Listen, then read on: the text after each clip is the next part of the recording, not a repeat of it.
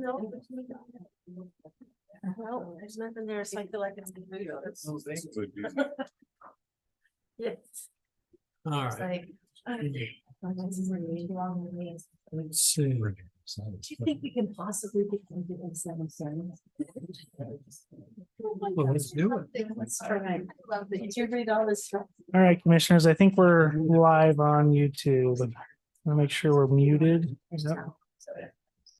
Okay, whenever you guys are ready. I've been like not a town since getting 30 years old. And everybody's taking a turn to this. And I stomach food. So it's been great. Just say we had family on. We ready? Ready to roll? Yep. Are Okay. we online? We're ready. online. Oh, we're just gabbing up here waiting for. Sorry. Welcome, everyone, to the North Logan City Planning and Zoning Commission meeting, January 4th, 2024. We're glad to see you all here. We're excusing Teresa. She couldn't come tonight. Hope everybody's had a good holiday and ready to roll, huh? We'll begin with a pledge by Gavin and a prayer by me. After me. I pledge allegiance to the flag of the United States of America and to the republic for which it stands, one nation, under God, indivisible, with liberty and justice for all.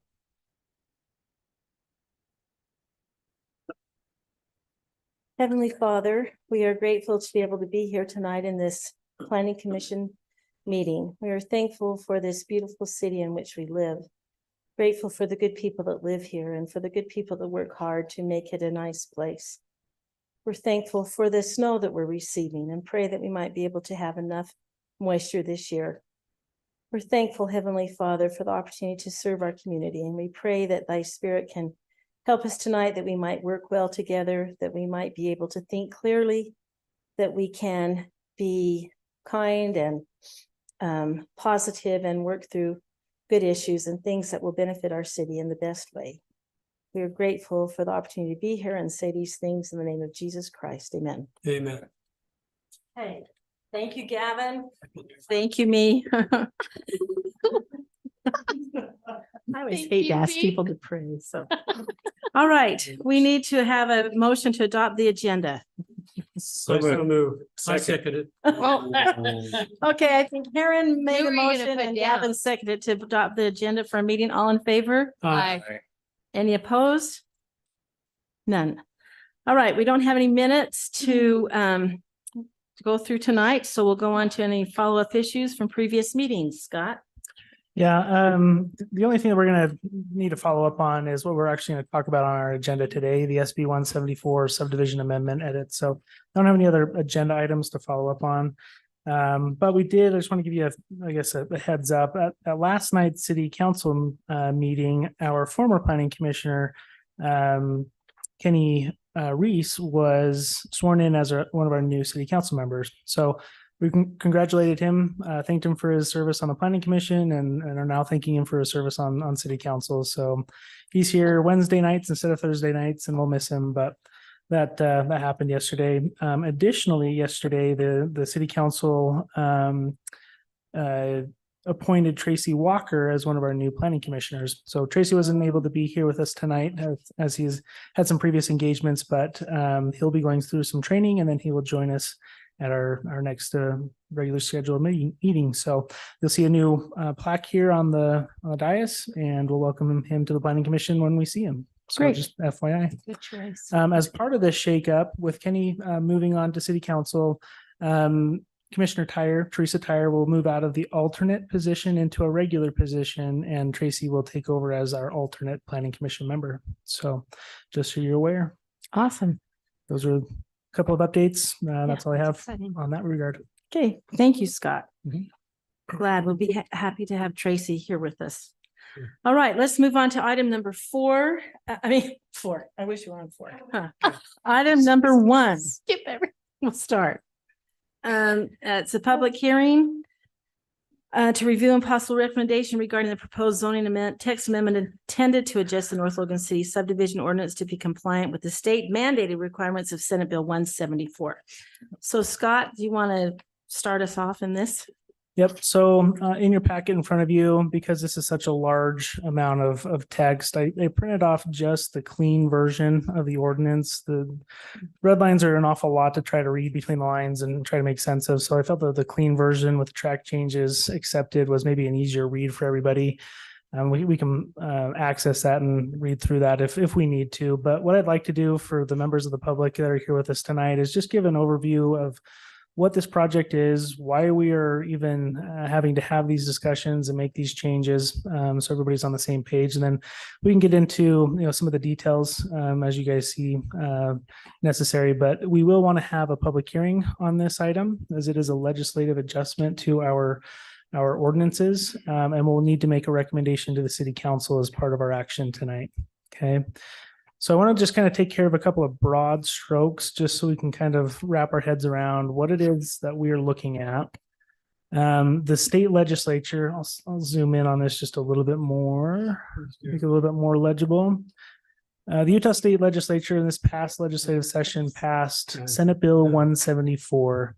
And this bill was intended to adjust how municipalities and counties throughout the state review development proposals, and specifically single family, 2-family, and townhome subdivisions. And the intent behind this, at least the intent that they had hoped to achieve, was to quicken the rate at which municipalities and counties were reviewing and approving development proposals, in hopes that we would boost our housing supply throughout the state and try to take care of some of the supply and demand issues that we're having with housing and affordability. So in a broad sense, that was the intent behind this bill. As far as what was required, there were some mandates from the state that were handed down to us that we had to adjust in our subdivision ordinance by February of 2024. So I'll go through those real quick, just so everybody understands what we have to do by state mandated requirements. So number one, all subdivision approvals have to conform to a 2-step review and approval process. So a preliminary and then a final. We currently have a 3-step process where we have a concept plan, a preliminary, and then a final. But not only are we going to a 2-step process, we have timelines that we have to abide by, where we only have a certain number of days in between review cycles. We can only provide certain comments based on code references, and we can't go back and, after a first round of reviews, we can't go back and re-review something that we didn't already make comments on before.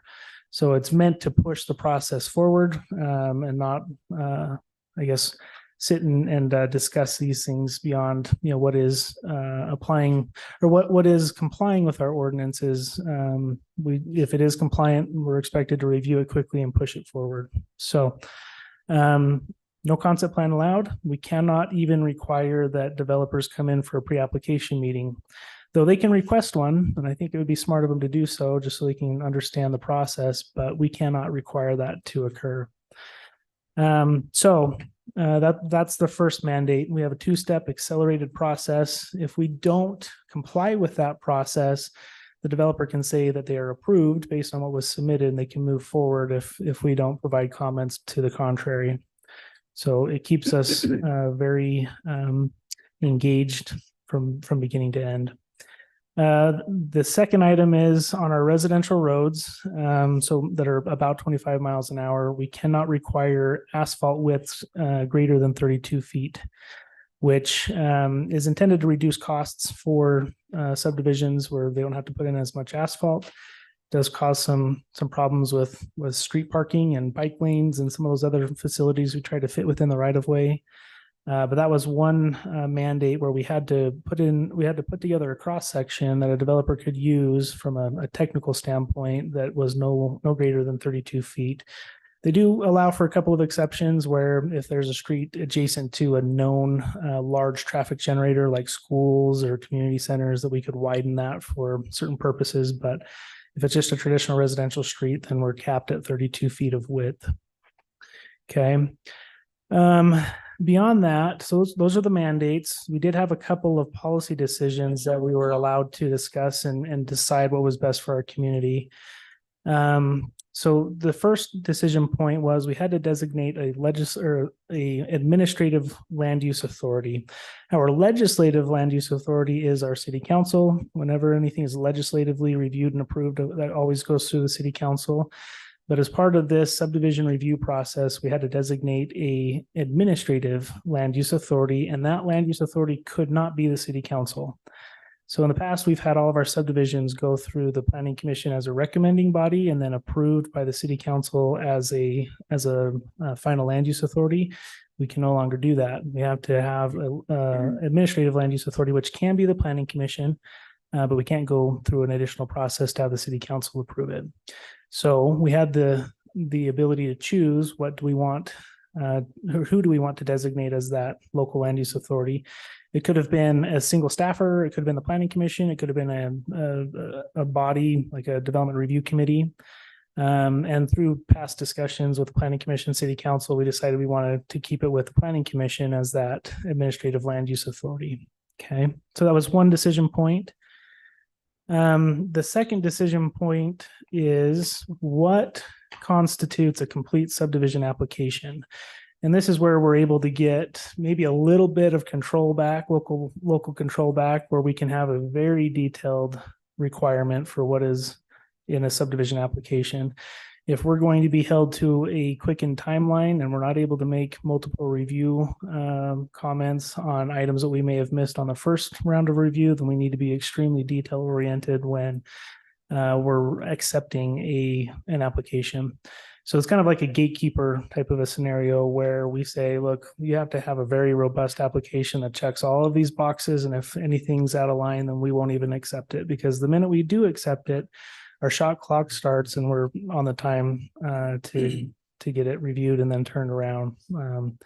And so just so everybody understands, we have 15 days on our first review cycle to review a proposal and turn around a first review, which is challenging given that planning commissions meet typically twice a month, and 15 days is not a lot of time to try to schedule meetings and get those things through. We'll talk a little bit more about that first review here in a little bit. We are also allowed to decide how to use our review cycles. We're only allowed 4 as part of this state mandate, so we have to choose how and when to allocate those 4 review cycles. And so in past discussions, we said, let's have as many reviews as we can with preliminary, make sure they've got all their ducks in a row, and then we'll have a final review cycle when they get to final plat. Typically, the majority of the detail is in the preliminary phase, where we're looking at construction documents and we're looking at the layout of all the lots. Once we approve preliminary, then the final plat is a little bit more of just a double check to make sure that final plat matches the preliminary plat. So that was a decision that we were allowed to make. Okay. Another one was, do we want to continue to allow for public hearings for subdivisions? Right now, under our current ordinance, we don't have public hearings. We always hold public meetings where the public is always welcome to attend, but because subdivision approvals are what we call administratively approved, where we are bound by law to approve a subdivision if it meets all of our ordinances, typically you don't have a public hearing when we're just administratively verifying that they're compliant. But in SB 174, they did say you can have a public hearing if you would like to. It's kind of one of their token nods to say that they're still being transparent and having a public process. So we decided we would want to go ahead and take up that option. But there are some caveats where we have to be very specific with the public that attend our meetings and say, this is still an administrative process. Any public comments need to be pointed towards where it may or may not be compliant with our ordinances. It can't be an opinion-based comment to say, I don't think this is the right fit for this location, because we've already answered those questions in our zoning ordinances. We're just verifying compliance, but we wanted to keep an open and transparent process. And so we decided, let's continue to have a public hearing. So that was one decision point that we decided we would take the full allowance if it was given to us by the state. Let's see. The last one was, do we want to have the same review process for commercial, institutional, multifamily, or non-single family, two-family, or townhome residential. Do we want to hold ourselves to that same review timeline and review cycle process for non-residential subdivisions? And there is a little bit of a tempting factor there because it'd be nice just to have a single process for everybody. So everybody's familiar with that process and we have one set of checklists, we have one review cycle. But I don't think necessarily we should do that because if we can take our time on those, especially if they're a little bit more complex with commercial or institutional, then we probably should. So we decided to just keep it the same pretty much where we have a 3-step process. They have a pre-application meeting. We can take our time with as many review cycles as is necessary to get it into alignment with our ordinances. So that was one of the final decision points that we can make a policy decision on. So that's in a nutshell, very broadly, what we were required to do. Now, the red lines on this is like 100-page worth of red lines going through our entire ordinance. And just so everybody understands, we took this opportunity because we had consultant help to do more than just instigate this SB 174. We cleaned up our ordinance. We changed definitions to match state definitions. We cut out a whole section of commercial that was near identical to the residential and made sure that the unique aspects of commercial were baked into the residential. Because why have an ordinance that is twice as long if half of it is saying almost verbatim the same thing as the first half? Let's truncate that down and we'll make sure we keep all the relevant information. So there is a lot of cleanup, and that was actually part of the scope that our consultants were hired to help us with as part of our general plan process. They were going to go through our ordinance anyways and clean it up. So since we were already opening up the book and making a bunch of changes, we went ahead and took care of some of those cleanup items to be compliant throughout our ordinance with state requirements. We'll go back after our general plan and we'll do some more updates to make sure that our ordinances match the new general plan. But for now, the subdivision ordinance is compliant with SB 174. And it's also a little bit more cleaned up because we really haven't gone through it with a fine-tooth comb for several decades, I'm sure. So that in a nutshell is what we're doing. We're required by the state to do it, somewhat reluctantly, but here we are making sure we're compliant. Happy to go through any details that anybody would like, but also happy to hear from the public if they have any questions or comments as well. Thank you, Scott. Any comments or questions from the commission, Kevin? Yeah, so just some clarifying questions. So when you talk about the 4 reviews and allocating 3 to the preliminary and 1 for the final, is that, I didn't see that in the code. That was intentional. Yeah, I was going to say, and that's a good thing, I think. Yeah, I think that any of those things, the SB 174 does not require us to make mention of our timelines in our ordinance. We have to comply because it's state code.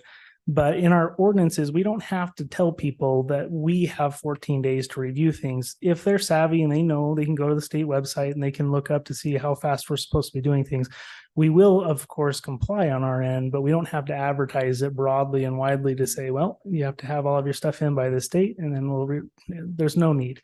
So we just said, look, it is required.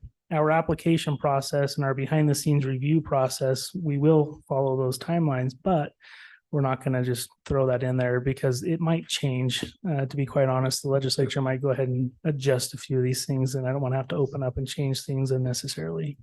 Yeah. Yep. Aaron? You said I called Mike Peterson and talked to him about this and told him how disappointed we were with the legislator forcing this, because on little cities like us, where we only meet twice a month, we're dead in the sound before we can even get started, basically, because we don't have time. Oh, you want me to start again? No. No, just go ahead. So I think that I hope that he gets to his fellow legislators. And I also called Chris Wilson, talked to him about that same thing. So hopefully something can be done that will ease this on small towns like us and small cities, because that's what our state is a mass of small towns with a few big ones. Mm-hmm. So hopefully that can do something. I don't know. Yeah, and that's very helpful. We appreciate you making those efforts. We actually did sit down with our representatives as well. Our mayor actually called a meeting. We sat down and said, here's our concerns. Now we've had a chance to really wrap our heads around it and understand the true impacts to our community, not only ours, but other communities, especially the smaller ones that don't even have staff to help them through this. If, for example, Hyde Park has no staffers, that they just have a volunteer planning commission. So it would be almost as if you guys were having to tackle this yourselves as volunteer lay persons of our community trying to get through this. So that's extremely challenging for smaller communities. So they heard us loud and clear. I'm sure that it's on their minds, but we do still have to comply. The deadline is still February 1st. We have heard rumors through, our local rumor mill of folks that are kind of close to this topic that there likely will be some changes. The legislature will probably open this back up when they first start their session, and we may be making some changes. So we'll keep an eye on it. But for now, it is what it is, and we're not going to not comply. We'll do our best. Right. One more thing, and that is that this is supposedly to mitigate the lack of building lots and that kind of thing. That's up in the sky because there's 119,000, was it? I don't know how many building lots available in the state of Utah, and we're saying, no, we don't have enough. We don't have enough. Well, we have more than what we really need. I think. Yep. So anyway, Well, throw that out. okay. Thank you, Aaron. I think we appreciate your work on this, Scott. This was a tremendous Yeah. thing to get done in such a short amount of time. Yeah. We've talked a lot about this before. Scott has included everything we've come up with as a commission. Any other comments, questions before I open it up to a public hearing? Just one more clarifying question. Okay. So in the application and the definition of a complete application, Mhm. obviously those things tie to the code and why they're there, but the actual checklist of what is required, that's not in the code. That's going to be in the application Yeah, system. there is a checklist as far as what documentation is required in our code. We'll take that and we'll put it into what we're going to use is called City Inspect. It's an online application process. We'll take what's in the code and then we'll give them specific instructions as to what we expect in that document. So for example, they have to provide a soils report. Okay, well, what does that mean? It needs to be submitted by a qualified engineer. And so we'll give a little bit of a blurb so that they know what it is they need to compile and put together and submit to us to fulfill that requirement. So it'll be a little bit more detailed. But the application does have, specific requirements as to what we need in, for example, a preliminary plat. What information does it have to convey to us? The different types of studies we're requiring. It goes on and on. One of the things for preliminary, that second, the first phase that we now have, what was our second, but now is going to be our first, is they have to bring to us a full set of construction documents right off the bat. And we have what's called the Design Standards Technical Manual. And that's actually something that the Planning Commission won't necessarily see, but we're making changes to that because we have to have that buttoned down too, so that they can design their construction documents in accordance with that manual and submit them to us as part of their complete application. And any comments that we make, any red lines, any formal comments we make have to be pointed back to a code reference. So we can't just say, hey, I don't know if this is really going to work out really well. Maybe let's rethink this design. We have to say that doesn't comply because of this statute. That doesn't comply because of this statute. And so we need to have our code very specific. We need to have our DSTM very specific. And that way they can design to our requirements and submit a complete application that complies, hopefully. The Design Standard Technical Manual is something we're also having our consultants work on in the background, but that will actually just go to the City Council as a resolution to adopt that updated DSTM. So there's more than just the subdivision ordinance at play here. There's the DSTM, there's the checklist that we're putting together, there's the online submittal process through City Inspect, building all of that out for these applications. And then also a few other things that will be on City Council not next week, but the following, that will designate what's called a development review committee, which is basically staffers that will review the first submittal of information as a committee before it comes to the Planning Commission for that first formal review. There's also a requirement that we designate a zoning administrator, which is not technically a title we have within our community yet.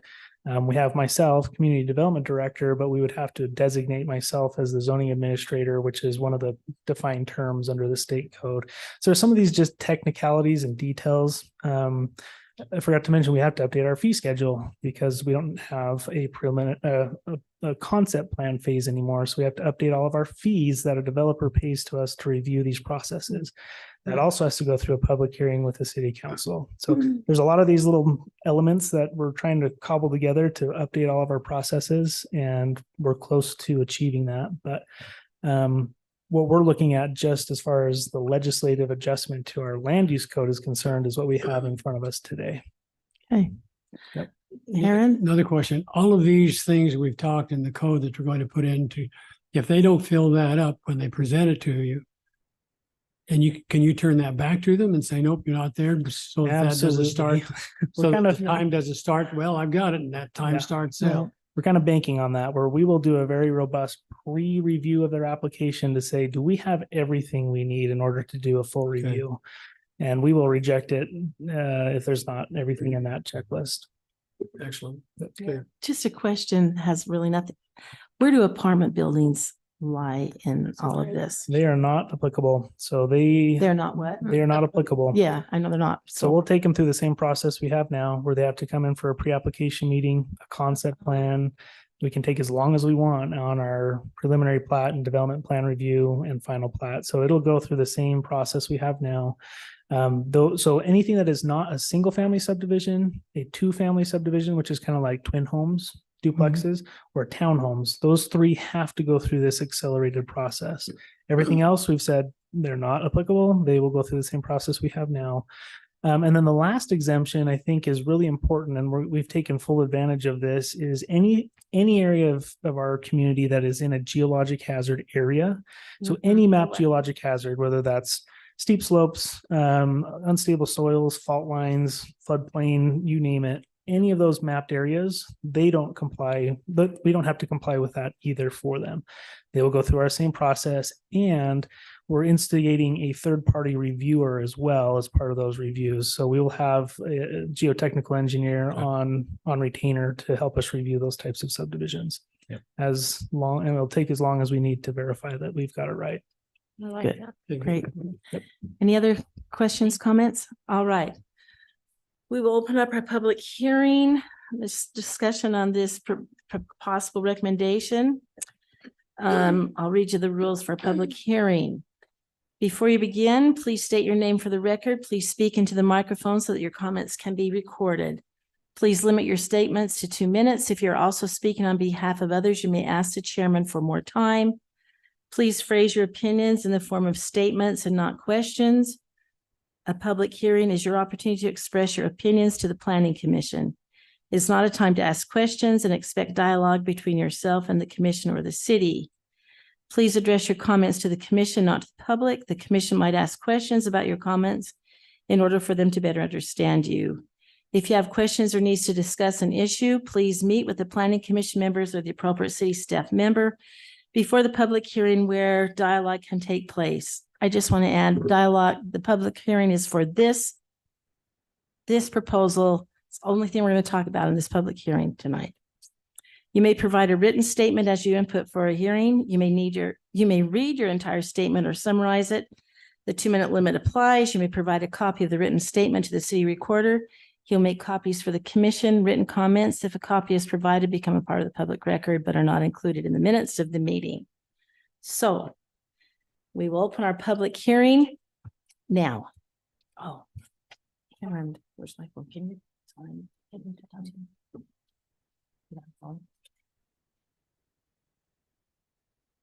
My name's Russell Goodwin. Commissioner Hoyt expressed most of my concerns, but I would just add that I don't usually like to support candidates in our city who come to the council with an agenda.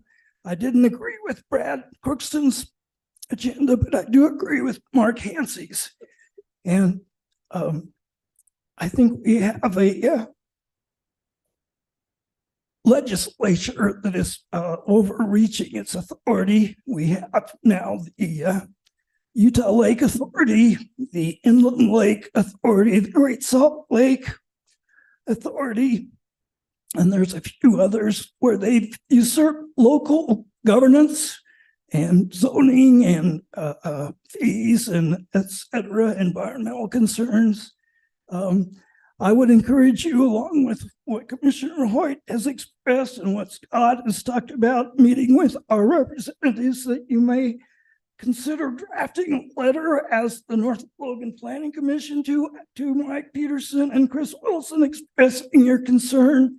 Get it formal in a letter and encourage the council maybe to sign on with that. And I would further encourage you to invite each of them to come in and represent to you and the public why they've taken that position. Thank you.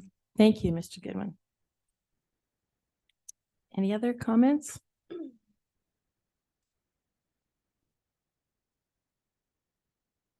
Hi, I'm Alexis Alt. I am a resident of North Logan, and I just wanted to thank Scott and thank you all and the city council for your obvious hard work on this issue. Scott shared with me the document. I was able to scroll through it this afternoon, and this is a Herculean effort, and the task is hard, and I can appreciate this comment with regards to sort of state potential state overreach here. One thing I just wanted to mention is that the Utah Geological Survey is coming out with a new report on seismogenic hazards in the valley and geomorphic hazards in the valley that can guide some of your future efforts to try to make sure that ongoing development is aware of those kinds of problems when establishing a development. And the reason I'm bringing this up is because a question that I had was about the application process and the different permits that are required, right? So it's really good to hear about some of not just the soil studies, but the geotechnical studies that would be required. Some of the lots in which people are building on are challenging. And you may be familiar with some of the development that has been going on up in the part of the community where I live, where these are developments that have been approved already, but now homes are going in and they're going into non-buildable space, basically, and creating some challenging situations. And so I just want to say that I support continued efforts on the application side to really require those studies up front, because it saves you time in the future. So, Okay, thank you. thanks. Yeah. Thanks. Anyone else? All right, we'll close this public hearing. We thank you for your comments, and we will need it. We're ready to make a motion, Gavin? No. I have a question Okay. based upon public feedback. I apologize, Alexis, it was. So Scott, she mentioned geotechnical, and it made me think, where is the official source of a geotechnical floodplain, or say a fault line, or is it the Cache County GIS system, or what designates a geologic sensitive hazard. area? Yeah. So we do utilize the GIS system, which has many layers of different Yeah. variables, whether it's fault lines or steep slopes, all of the above. And so they each have an individual source of data, and you can look at each of those layers on the GIS system to see where is that sourced from. Yeah. The floodplain, for example, comes from FEMA. Yep. I might have to look at each of those individual variables to see exactly what source of information is being used. But that's where we would use that tool is what we would use for us to identify, is there a hazard, and do we need to take them through that slower process and require that third-party geo review? There's a lot of variables that could be applicable, but it depends on its location. So if a new study were published, does that results of that new study have to make it into the county's The GIS website system. before we can use it as a reference source? Yeah, because we would need to say, look, this is what we're using for us to base our review off of. And Okay. we can become aware of it, and we can work with the GIS department to say, hey, here's some more information. Let's make Yeah. sure it gets integrated into our system. And to be completely honest, most of us are not aware of all of these studies that are constantly updating and changing. And so it's good to hear that there's these things on the horizon. We kind of rely on the GIS system to show us what information to look at. Because we're not keeping our ear to each of these, variables to say, is there new analysis out there for soils? Is there new analysis out there for floodplain and those types of things? So, yeah, that's kind of where we would source our information and how we would base our review. I guess my time's up. Your My time's up, question. Gavin. Sorry, I'll shut up now. So do we reference that as the source in the new code? In the code, I don't believe that we specifically mentioned that. And that might be a good addition. We could say, hey, here's how we're gonna determine if you're in a hazard area. We just have mapped hazards and we would use our official mapping system, which is GIS, but I think it might be a good idea to say specifically, we'll rely on the sensitive sensitive lands layer in the county GIS system Yeah. to determine if you're in a hazard area or Yep. not. And then as And- that gets updated, then we get to use the latest. Yeah. Right. Yeah, we can And do we easily need to that. add that into this? You just make it a part of your motion. So if you'd say, hey, we have a positive recommendation, let's add this as well. And I'd be happy to add that to the proposal before it goes before council in 2 weeks. Okay. Any more discussion? Alexis, Well, we've heard you. I can Sorry. speak for my husband, who's not able to attend. He's a geologist too. Yeah, oh, no, but I We'll just give you want, 1 minute since Okay. he's not here. yeah, totally. That's all he needs. So I just wanted to make reference to this document. So the Utah Geological Survey has come up here and has mapped all the various faults. And what's really important about this document is that it places them in the context of their recent activity or not. And it actually turns out that a number of the structures where people have supposed there was recent activity, it's not as recent as we thought. So that's, I think, important thing. It cuts a lot of different ways. And this document is written in layman's language and is expressly meant to help city officials like you all make decisions. So I just wanted to offer that it will tell you where certain features are and things like that. But I think it's the combination, and Dennis would say it's the combination of not just the faults. I know a lot of people are concerned about the faults, but really a lot of the surface hazards and the slope stability that is what would be a concern in like future developments, especially up on the bench. It's the slope stability and some of the surface processes. Thank So you. yeah. Thank you. All right. Any other discussion with us? Karen's trying to turn this.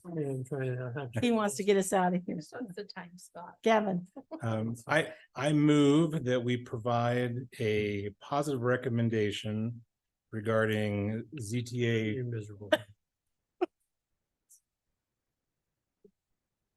you got it. Just turn the whole thing on. How's that?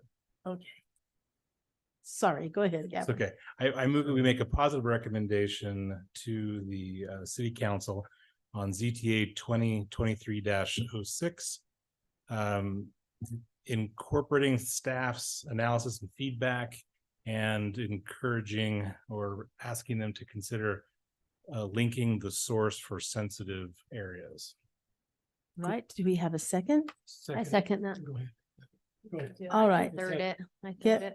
okay, Sure. Heather did the second. So it's been moved and seconded that we send a positive recommendation along to the city council Yeah, then.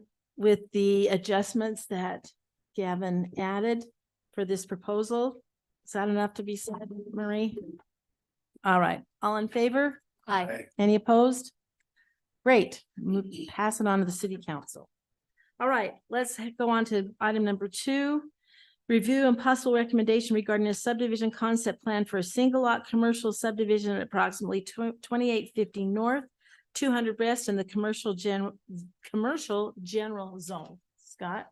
Okay, so this is possibly one of our last subdivisions before SB 174 goes into effect, but because this is a commercial subdivision, we'll continue to see these the same that we have in the past. So anyways, this particular proposal, again, is out on the west side, 2850 north, 200 west. I'll pull open the map so you guys can see the parcel viewer here. We can kind of get some context as to where we're looking.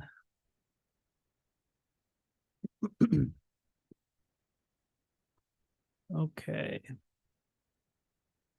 So 3100 north, just so everybody's aware, that's the municipal boundary line between North Logan, Hyde Park. So we're just south of that.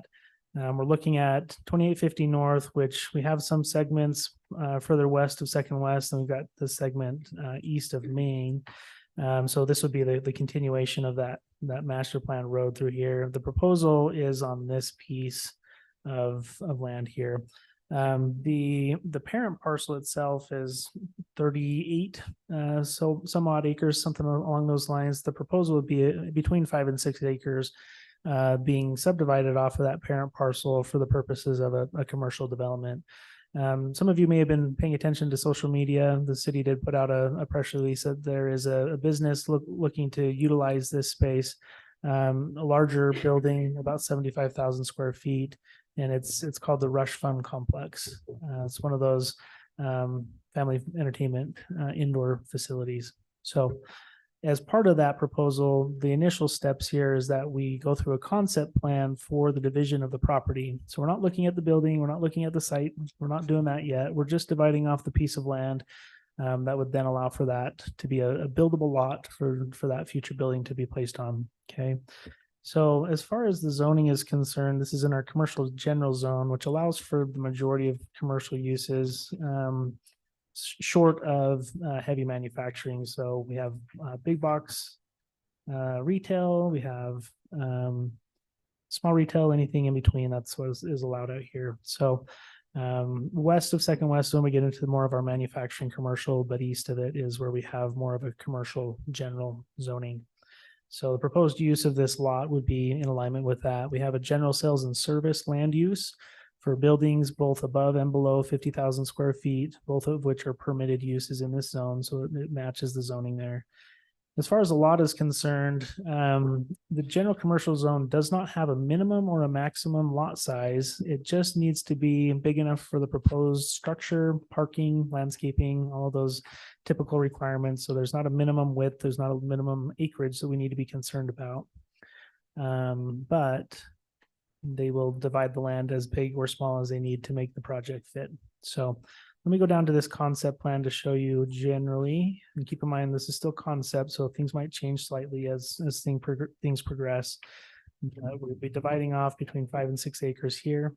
We would be continuing the 2850 north section between Second West and Main Street. And we would follow generally this alignment here. There would be some adjustments as part of this process. We're working with some of the adjacent landowners for additional changes as part of this overall project. For example, the sock factory that we have had in our community for quite some time. They've had an existing access point off of Main Street here.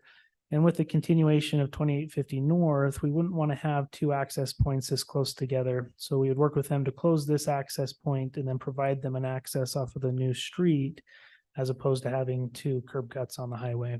So that's one thing that we're working with. We're working with some adjacent landowners on some of those right-of-way acquisition processes as well. So in concept, that's kind of what we're looking at, dividing off a lot for this business. The remainder parcel up above would remain in Greenbelt and would be reserved for future development. But we would then see after, this concept goes forward, we then go through our preliminary plat and our development plan to look at utilities. We would look at some of those more detailed items down the road. But that's the concept plan in a nutshell. Do you guys have any questions about the proposal or what would be occurring here?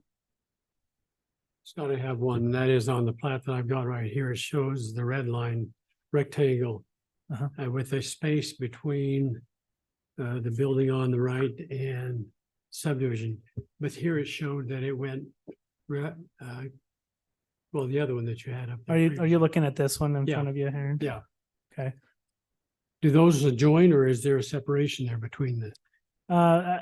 This concept shows them adjoined. It may change slightly depending on what might be necessary for their parking and their landscaping, but I think the intent is that they would divide it off here and have it adjoin. Okay. Yep. Okay.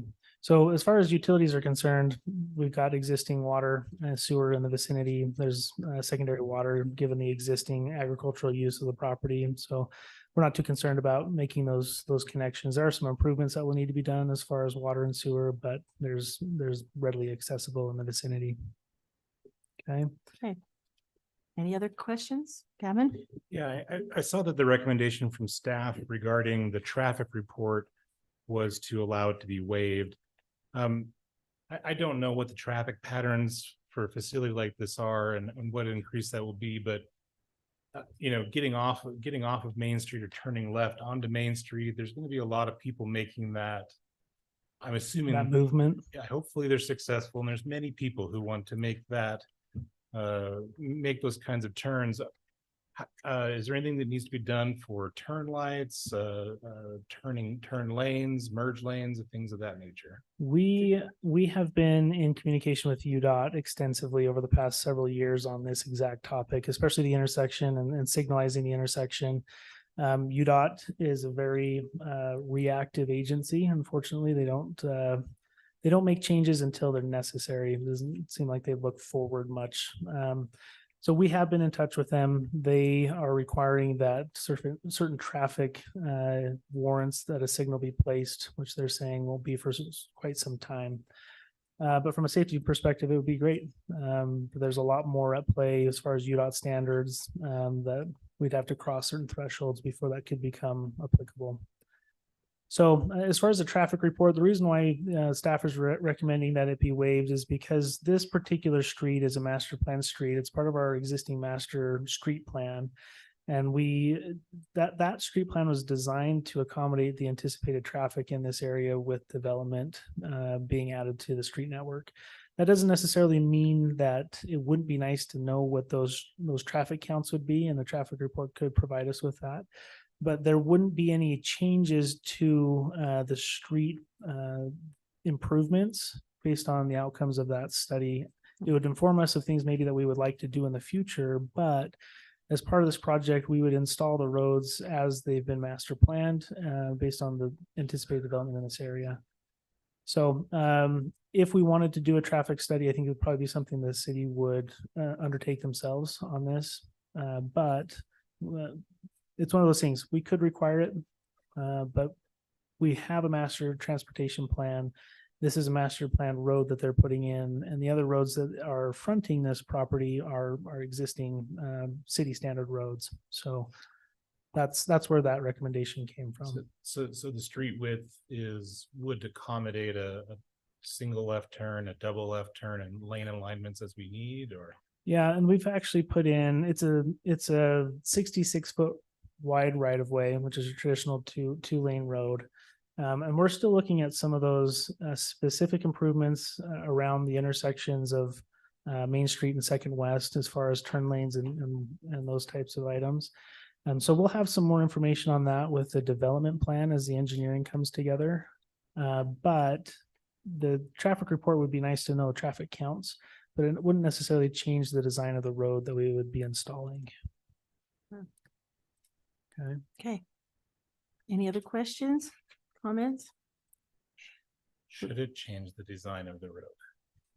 Potentially, when we put together the master transportation plan, it was based on anticipated use. Now, land uses vary in their traffic generation. You know, a grocery store generates a whole lot more traffic than perhaps a warehouse would, and different types of traffic. Warehouses are big box trucks and grocery stores are small cars.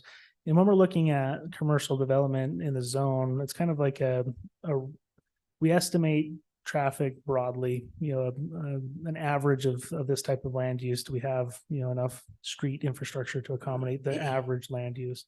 But there could be some variation, and a traffic report could help us with that. Okay. Karen?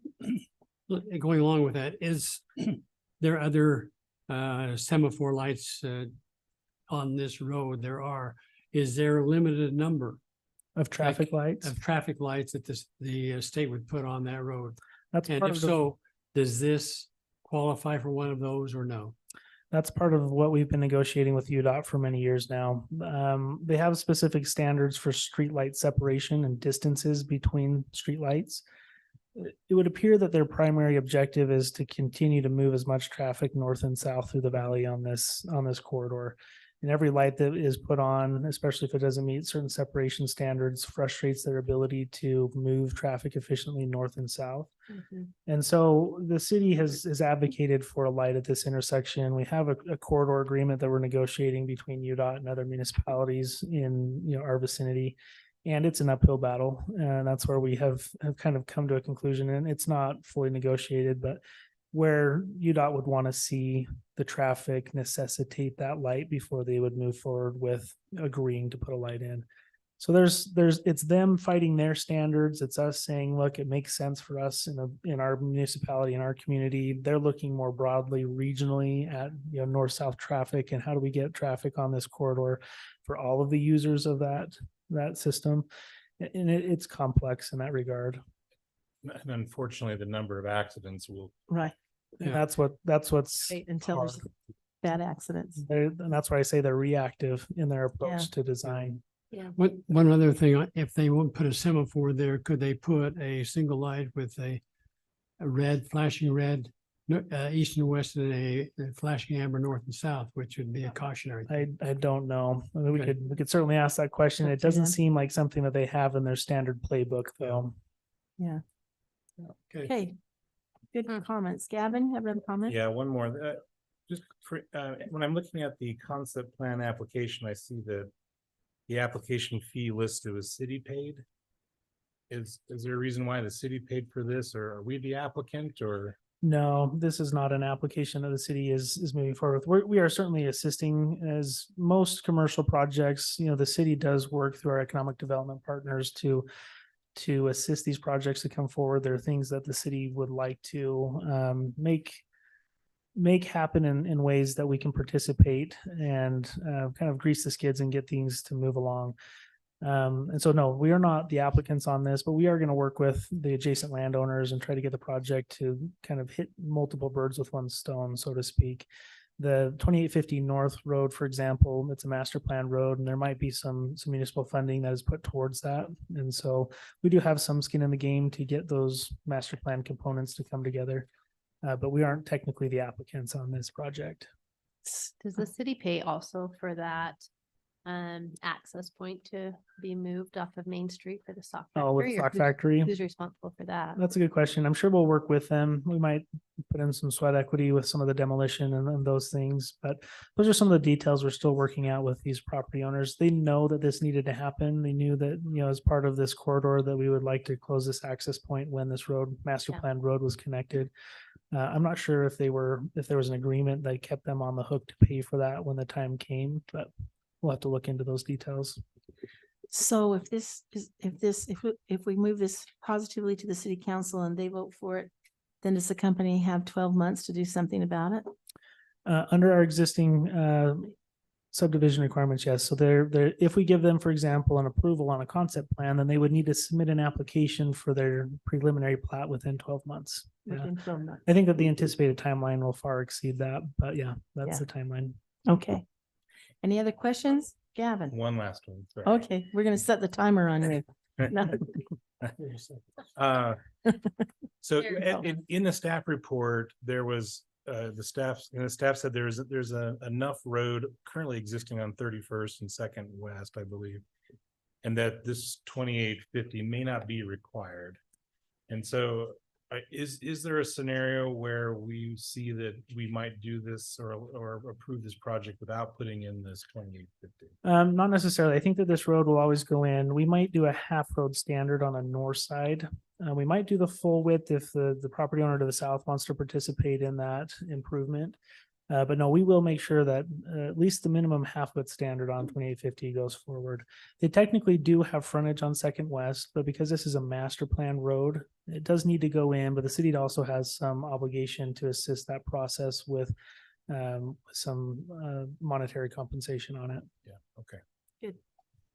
Any other questions? I sense that we're all in agreement to make a motion on this to move Yeah. forward. So I need a motion. Somebody? Okay. Go, Aaron.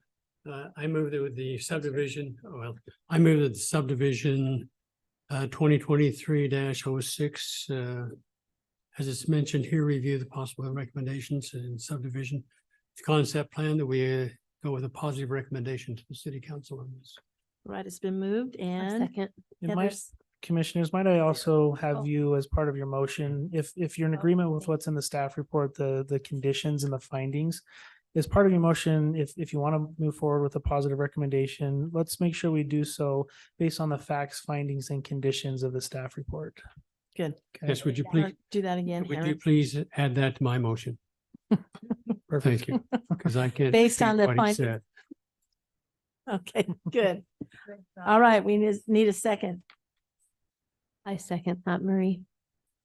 Aaron made a motion, a positive recommendation. It's been seconded. All Staff in report. favor? Aye. Any opposed? Great. We'll pass that on to the city council. Okay, let's move on. Any staff business and discussion? Yeah, a couple of items. One item that just came up today that is not on the agenda, but I'd like to bring to your attention as well. So we'll start with this first one. So blow this up a little bit. There is an upcoming training opportunity. Hyde Park City is hosting an elected and appointed official training. It's a seminar on January 9th from 6 to 8 p.m. That they've invited our elected and appointed officials to attend if they would like to. Please let me know so I can RSVP to them so they know how many folks would be attending. But that would be a great way to knock out 2 of your hours of training for the year if you'd like to do so. Will you add And me it's to that? January, Will you add me to that? and it's January 1st, so we start again. Yep. All over again. We love Darn. So that's January 9th. What day of the week is that? I don't have my, I believe it's a Tuesday. Yep. Tuesday. So this coming Tuesday. you can put me down for that. You want to do that? Okay. Mhm. Yeah, put my calendar. Okay. All right. Where is it? at? Where's it at? I believe it's at the Hyde Park municipal building on their Center Street, their city offices. I'll double check and I'll send out more information on it, but I'm almost positive that that's where it will be held. They're actually they're using our general plan consultant to do that training. Our consultant is one of the few consultants in the state that has a state contract to provide those trainings to local municipalities. They do it free of charge because the state pays them to do it. But it'll be good for if you guys want to get to know our consultants a little bit better who are working on our general plan. They'll be the ones providing the training. But yeah, that's kind of a cool opportunity. So that's first item. The second item is we will be holding our elections for chair and vice chair the first meeting of February. Our bylaws state that that's when we would do that each year. So as you guys are thinking towards that meeting, if you have any idea of who would like to serve as chair or vice chair, you'll go through a process where you will nominate and then vote for those positions. Okay, so we'll do that first meeting in February. The last item is actually a little bit towards the bottom here, this next agenda, but I'll go ahead and mention it now. On February 18th, we have one application that I'm kind of working on right now for a conditional use permit amendment. We have a conditional use permit that was issued back in 2010 for the New Life Fellowship Church on 8th East. You guys familiar with that facility? They're looking to add on to that building an additional space for, I think it was a children's room and some offices. That particular land use, a church or an institutional facility, is a conditional use in that zone. And so as they're making changes to the building, we would amend that conditional use permit. And really, the only thing I think we'll be looking at is parking, if we need to adjust parking requirements there. But the reason why I bring this up now is I'm curious if that's something that the Planning Commission is comfortable looking at. I might need to be away for that meeting. We can schedule it for the first meeting in February, or if you guys are comfortable having that discussion, that's the only item that I have coming up that would be on that agenda if we were to hold that meeting, or maybe we cancel that meeting and push that item to the following agenda, but wanted to get your sense on that. Of course, there would be a staff report for you guys to read and discuss, but what are your thoughts? Well, I'll tell you my thoughts. I appreciate your input, Scott, especially in something so far in the past. I would rather have you here to help us through it. Okay. And are we acting as the recommender or approver in that case? You'd be the approving body Yeah. for a conditional use permit. You'd Yeah. be the land use authority. Let's have you here. So I don't think that there's any harm in waiting a couple more weeks to review it. The reason why we're reviewing it now is because they had submitted a building permit request to do that addition. And as we were reviewing that, we realized, oh, this is a land use that is conditional land use. We need to make sure that they have a conditional use permit on file, and which we were able to find, and then we need to amend that just so that their permit is consistent with what they have on the ground. So let's go ahead and do that. We'll plan on canceling that meeting, and then we'll convene the first meeting in February to hold that discussion. Okay. That work? Sounds good. So that's the only staff business I have So for you're you guys on that. Canceling the 18th, January So 18th. no meeting on the eighteenth. We'll meet Okay. February, Yep, so that meeting will be February 8th. February eighth. Yep. Yeah, it's kind of a little bit out of cycle because our first Thursday in February is the 1st, but we try to keep our city council and planning commission meetings back to back, so we'll actually move it to the second week, which is the first full week in February. Okay. Because we have that Great. general plan. Okay, Have on the 8th, is that right? yeah, Yeah. February eighth. No meeting on January eighteenth. February eighth is our next meeting. Okay, Correct. any other business? If not, I need a motion to adjourn. So moved. Second, Seconded. okay, it's been moved and seconded that we adjourn. All in favor? Aye. Any opposed? Great, thank you, everybody.